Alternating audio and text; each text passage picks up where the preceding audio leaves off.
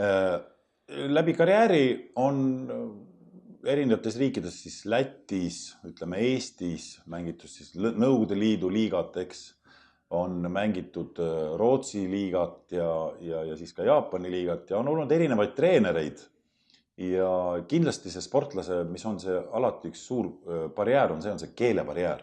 Et tänapäeval, kui sa vaatad, siis sa näed, et alati on tõlgid juures. Kui sa vaatad siin kas või Kalev Cramot, siis Varrak räägib inglise keeles, mis tundub täitsa absurdne, eks.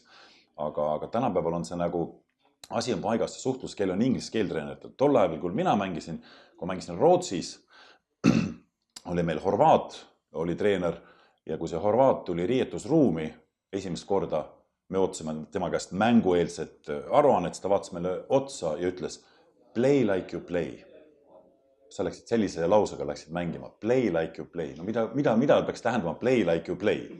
Et ja siis näiteks Rootsis oli mul selline kogemus, kui me mängisime, ma mäletan samamoodi, mängisin play-off'e, siis Rootsi treener karjus mulle pingi pealt, et Bruno Toolamud.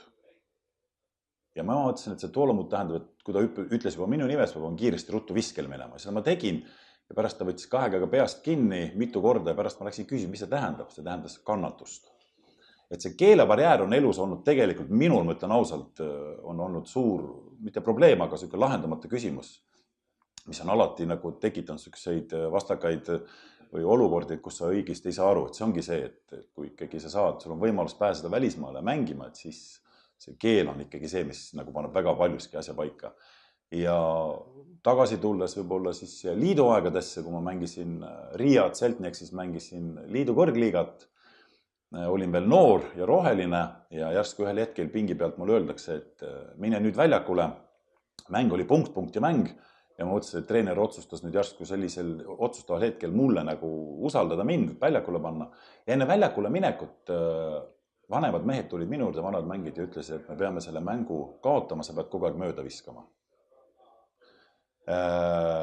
Ei jõudnud kohale, läksin kaitsesse, üks vanem mees, kes minul seisis liidu koondise kandidaat, seisis minu kõrval kaitses, ütles, et said sa aru sõnumist, sa pead mööda viskama. Me mängisime Ukraina meeskonna vastu ja me pidime selle mängu kaotama, ehk siis tegemist oli kokkuleppe mänguga, mis siis nagu jõudis mulle kohale, et seesama meeskond, see Ukraina meeskond pääseks siis ka 8 hulka ja pärast siis 8 hulgas nad andsid meile selle mängu nagu tagasi. Et olen ka osa võtnud kokkuleppe mängust ja mul ei ole seda tõesti üldse piinlik või siin tunnistada sellepärast, et mina sellest nagu ei teadnud, vaid ma pidin mööda viskama ja ma viskasin päris ilusti mööda.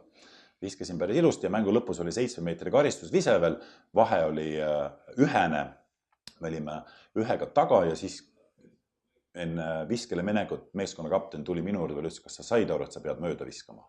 Ja ma viskasin mööda, päris kõvasti viskasin mööda kohe, nii et me selle mängu kaotasime. Ja samas see liidu aega tagasi minnes ka veel võib-olla selliseid olukordi, mis võib-olla, ma ei tea, kas seda on ja ka kästi mul väravahel näkku visata näiteks. Nii et liidu liigas on juhtunud kõike sellepärast, et seal on, see ei olnud puhas kindlasti seal, mis seal mängudel tehti kõik ja mina olin noor ja roheline, ma ei teadnud veel, eks neid asju polnud kursis, aga erinevates situatsioonis sa pidid käituma nii, nagu bossidele oleks parem. Ehk siis, kas siis kästi sul visata näkku või kästi sul möödas, sa pidid seda tegema. Kui seda ei teinud, siis löödi sind võistkonnast minema.